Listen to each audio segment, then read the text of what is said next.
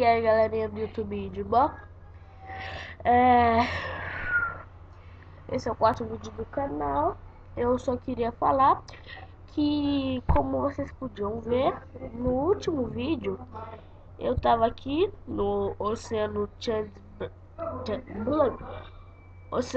Background pro Windows 7, tá?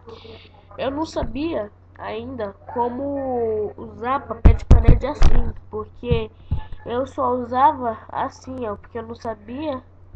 Aí eu usava aqui, ó, como aí?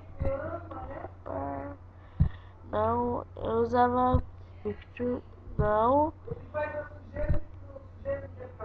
Ah, eu usava esses daqui, ó. Tipo, vocês lembram que eu usava esse bagulho aqui, ó.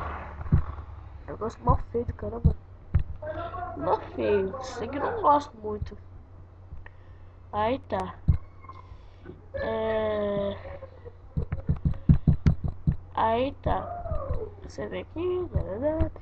Aí, uma coisa, pra vocês fazerem isso daqui, primeiro vocês têm que assistir meu último vídeo, o terceiro vídeo do canal. Eu vou até deixando o link aqui. Aqui, ó. Bem aqui, tá? Vou ensinar vocês. Vocês vêm aqui no seu navegador, vai no seu velho amigo Google, coloca, vai em imagens, procura o que você quer. Quando você achar uma imagem que você gosta,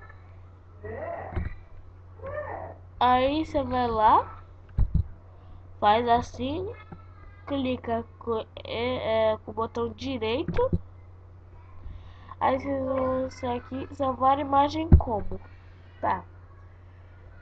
Aí vai favorito, tá aqui. É porque como eu acabei de baixar aquela imagem do aplicativo que vocês viram lá, então ele já sabe qual que eu queria. Então tá aqui, vocês apertam esse botão aqui, salvar.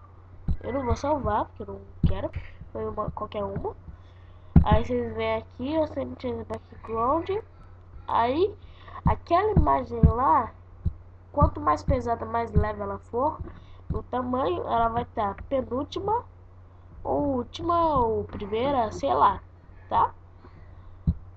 Aí eu quero mostrar aqui outras que eu postei também. Aí, viram? É uma coisa bem prática, rápida, fácil. Se você quiser mudar assim de emergência, você tá saindo pra viajar, aí você coloca lá, desliga o PC e falou, galera. Por favor, se vocês gostaram do vídeo, cliquem em gostei. Se vocês adoraram mesmo, cliquem, por favor, favoritem. Se vocês não gostaram, coloquem no comentários por quê. Se ficou minha avó falando no fundo, é porque ela tá conversando, tá? E é isso. Tchau.